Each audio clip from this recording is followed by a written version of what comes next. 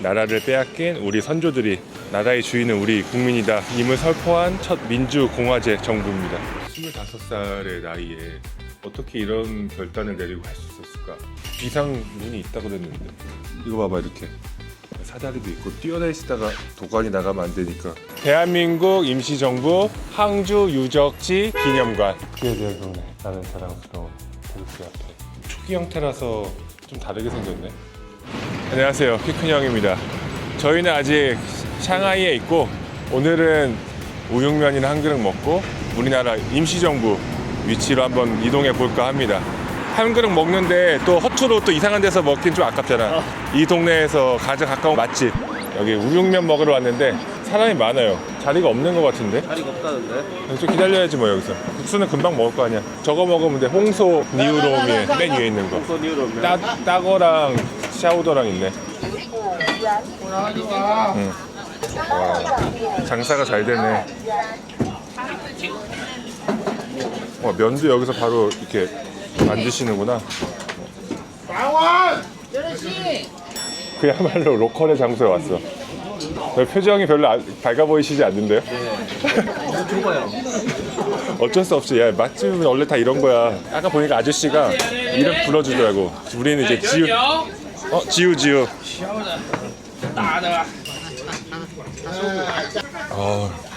국물이 좋은데요? 고수가 좀 있긴 한데 그렇게 막 역하지 않아요, 고수. 소고기도 엄청 커, 소고기가. 고기에도 간 잘 배있고 맛있어요. 다 실패.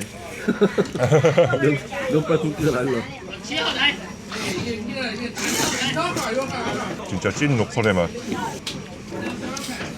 국물이 너무 맛있어. 국물 괜찮지? 이게 진짜 상하이 사람들이 사랑하는 맛인가 봐요.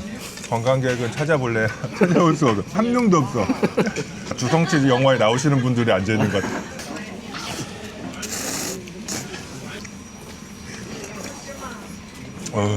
고기를 엄청 많이 준다. 그러니까 이거 얼마지? 2개에서 50. 소고기가 한국에서 사먹는 우육탕 이런 거 있잖아. 그거 한 3배는 주는 것 같아. 한 5,500원 정도 하는 거네.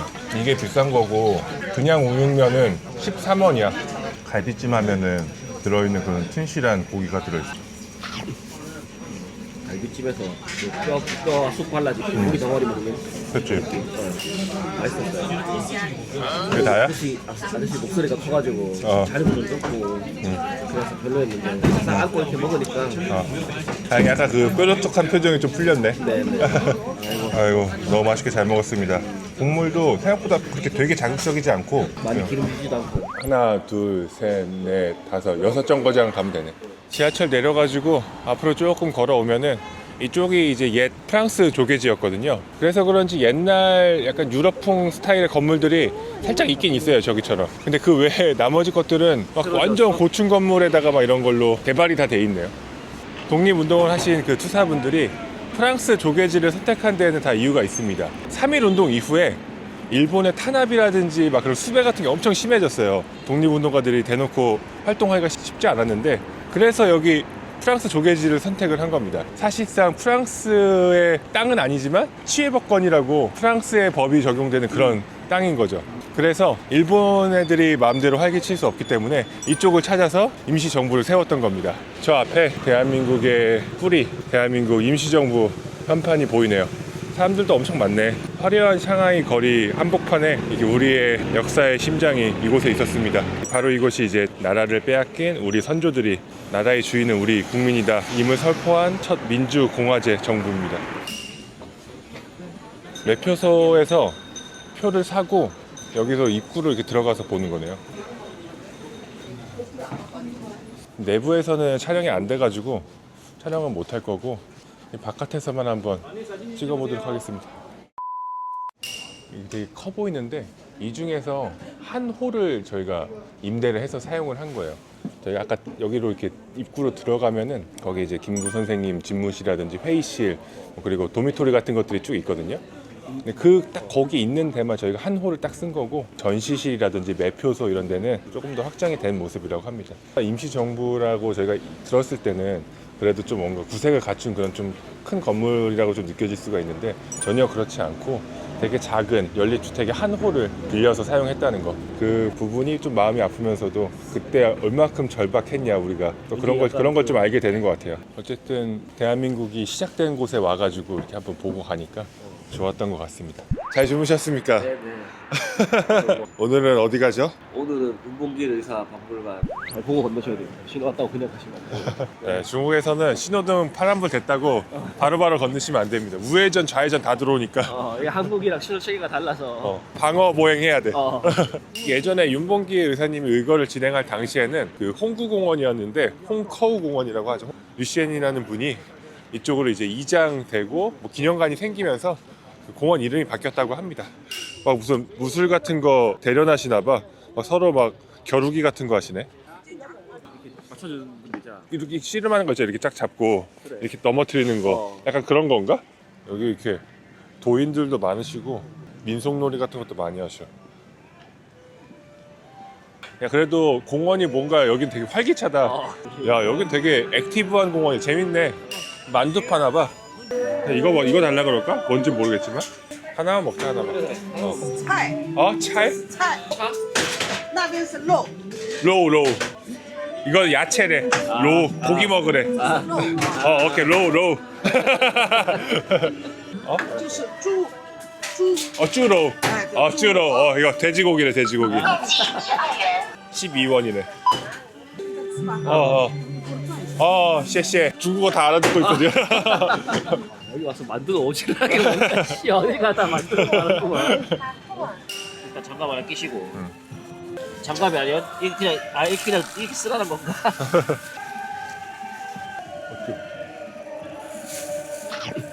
야, 이거는 그냥 일반적으로 먹는. 우리 그 샤오롱바오랑은 완전 다르네. 근데 배 채우는 느낌으로 먹을만 하네. 안에는 이렇게 생겼어요. 와. 오, 빵빵 소리가 나네. 줄이 아니네. 그냥 쇠네, 쇠. 한참 찾았는데 그 만두 먹은데 옆에 보니까 이 표지판에 윤봉길 기념관이라고 여기 딱 있네요. 잘 찾았어. 구다. 저희가 그러고 보니까 구다를 많이 쓰는데 수령이 그랬나? 아니야. 이거 옛날에 화웨이 출장 갔을 때 거기 그 쩡공이라는 애가 얘기해줬어. 저희 장비가 되게 그지 같았는데 가성 분량이 하도 나와가지고 뭐 한 100개면 100개, 1000개면 1000개 다 검사해도 다 분량이 나오는 거예요. 그러다가 한 번 딱 굿이 나와서 일주일 만에 그때 걔가 구다 이러더라고요. 너무 좋아하더라고요. 그 다음부터 이게 뇌리에 딱 박혀가지고 구다를 쓰게 됐지. 15원. 됐다. 이쪽은 예전에 그 공공 조개지였어가지고 그래서 일본 사람들이 여기서 대규모 집회라든지 연설을 하는데 괜찮다고 생각했던 것 같아요. 그 허점을 노려서 우리 윤봉길 의사님이 물병 폭탄을 던져서 큰 일을 해내셨죠.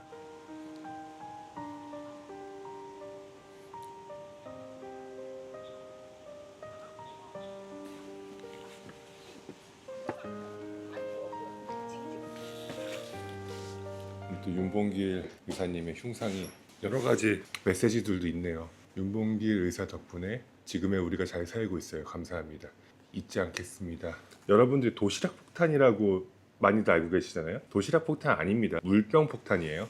폭탄을 2개를 준비했대요. 물병 폭탄과 도시락 폭탄. 물병 폭탄은 이제 적용용이고 도시락 폭탄은 자결용입니다. 자결용은 쓰지 못하고 잡히셨고 물병 폭탄을 던지셨죠. 그래서 그 간악한 사령관의 목숨을 끊어낸 총사령에 당하셨는데 그 직전까지도 뭔가 기계가 넘치시죠. 홍커우 공원의 의거 이후에 많은 사람들이 독립운동에 대해서 지원도 많이 하게 되고 중국 정부의 도움도 받을 수 있게 되면서 독립운동을 이어갈 수 있는 그런 원동력이 되었다고 합니다. 그 대신 이제 이 의거 이후에 일본의 탄압이 더 심해져가지고 상하이 임시정부는 더 이상 유지를 할 수 없게 되었고 충칭까지 계속 이동하는 임시정부의 이동 시기가 쭉 진행이 됩니다. 그 유명한 시계. 나에게는 한 시간밖에 없잖아. 도시락 폭탄과 물통형 폭탄. 젊은 나이에 25살의 나이에 어떻게 이런 결단을 내리고 할 수 있었을까?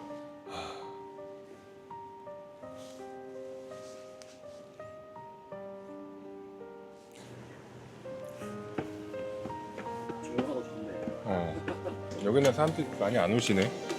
윤봉길 의사는 1908년 6월 20일 덕산 공립보통학교에 입학해 자신이 다니던 보통학교에서 신문지 교육이 강의되는 것을 기념관을 다 둘러봤는데 그 젊은 나이에 독립을 위해서 희생한 기계가 느껴지는 것 같아서 마음이 무거우면서도 존경심도 생기고 그렇습니다.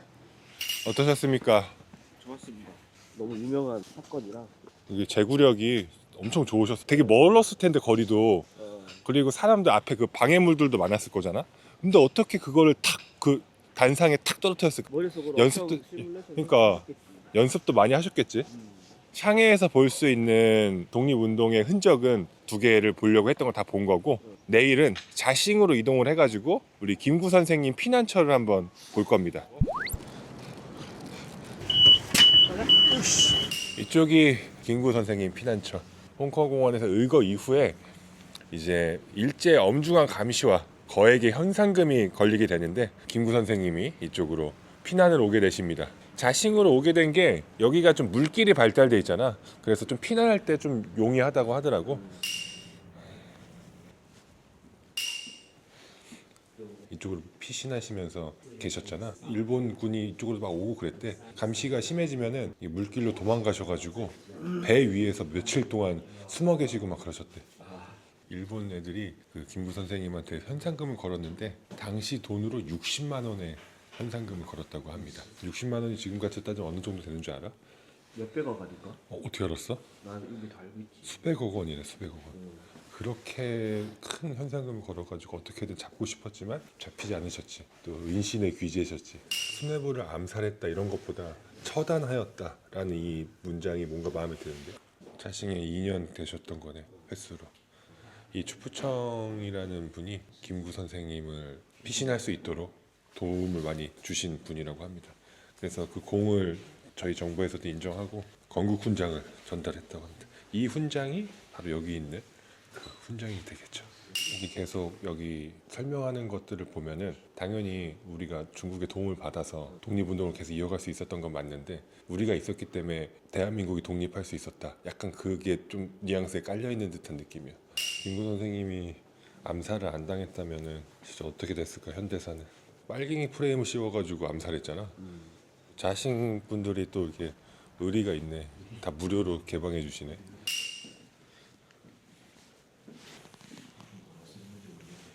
야, 욕조가 되게 조그맣다. 여기가 응접실이고. 여기 모든 가옥들은 다 이런 식으로 되어 있지 않았을까? 침실에 비상 문이 있다 그랬는데. 아, 이건가 보다. 이거다, 이거. 여기네. 여기로 그냥 팍 떨어지셔서 가셨나 보다. 이거 봐봐, 이렇게 팍 떨어지는 거잖아. 아, 이거네. 이거를 이제 설치하셔가지고. 되게 짧다, 침실이. 그치? 옆으로 누워서 새우잠 자고 잘 수 있겠다. 나는. 님은 못 아니야, 형은 쪽 벗고 잘 수 있어. 여기는 그냥 편하게 막 볼 수 있게 돼 있어서 좋다. 여기 사다리도 있네. 뛰어내시다가 도관이 나가면 안 되니까 이거를 탁 열고 사다리를 팍 빼가지고 탁 되게 툭 내려가시는 거지. 이거 이렇게 여는 거야. 다 나오죠, IQ. 맞아. 아까는 몰라서 못 봤는데 여기 이렇게 여기서 사다리 팍 펼친 다음에 수틀리면 그냥 탁 뛰어 내려가지고 툭툭 탁 가가지고 여기 이렇게 촥 들어가서 바로 탁 가는 거지. 이게 그때는 이런 게 없었을 거잖아. 이런 난간. 그러면 바로 탁 타고 갈 수 있겠네. 되게 진짜 금방 갈 수 있긴 하겠네. 구경 잘 했습니다. 이게 위치가 자싱이라는 곳인데 멀진 않아요. 가까워. 샹하이에서 가까운데 일정을 짧게 오시면은 시간을 내서 오기는 쉽지 않을 수도 있어요. 그러니까 제 영상 보시고 같이 김군 선생님 생각하시면서 보내면 될 것 같습니다. 이거 타고 항저우로 가보겠습니다. 고고고. 고고고. 항저우에 서호 바로 옆에 항저우 임시정부 기념관이 있었어요. 근본을 찾아서 떠난 우리 상하이 여행 마지막 종착지, 대한민국 임시정부 항주 유적지 기념관. 여기도 무료로 그냥 개방되는 곳인 것 같은데. 4시 반까지 간다. 와, 따먹기 올 것 야, 같은데. 오케이, 지금 빨리 보자. 영상실. 영상은 없습니다. 일단 전시시장 일로 가보시죠. 국제대학 경내 나는 자랑스러운 태극기 앞에 태극기가 그 초기 형태라서 좀 다르게 생겼네. 간소하네. 불을 필 수 있는 것도 없는데. 근데 그래도 상해 임시정부보다 좀 쾌적해 보이는 것 같기도 하고. 침대 좀 더 커 보인다. 저 기념관은 실제 임시정부 의원들이 국무를 보고 생활을 했던 그런 공간과 복원을 하면서 전시를 해놓을 수 있는 기념 공간이 어우러져 있습니다. 1932년부터 1935년까지 약 3년가량 여기서 임시정부가 운영이 되었습니다. 이쪽 가흥이 저희가 김구 피난처를 봤던 그 자싱이라는 곳이고, 여기서 김구 피난처를 봤었죠. 임시정부는 여기서 이렇게 이동을 한 거고요. 중경. 임시 현장 초안이다. 제1호 뭐 제1조 대한민국 민주공화국이다. 민주공화국임이라고 돼 있네. 저희는 이제 상해부터 시작해서 항주까지의 여정을 따라가 본 거고, 그 이후에도 진강, 장사, 광주, 유주, 기강을 거쳐서 중경에서 이제 마지막 저희가 독립을 이뤄낸 거죠. 영광의 사진입니다.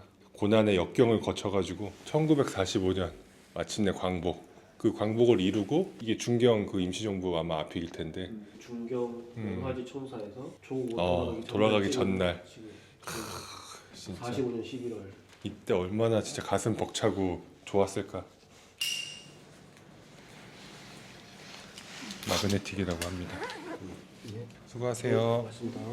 한국말 잘하시네. 깜짝 놀랐네. 실수했으면 큰일 날 뻔했네.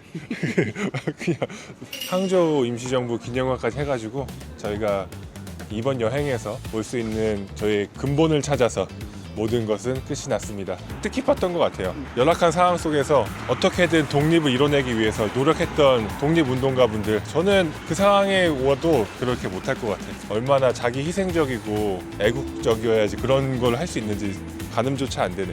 키 작은 형은 어떠셨습니까? 네, 아주 재밌게 잘 봤고, 일단 상해 임시정부를 제외하고 나머지는 사람들이 별로 안 찾아오는가 봐요. 그래서 여유가 되게 많습니다. 써져 있는 설명서를 차분히 읽으면서 관람할 수 있어서 참 좋았던 것 같고, 구독, 좋아요, 댓글, 알림 설정 부탁드립니다. 네. 바이바이.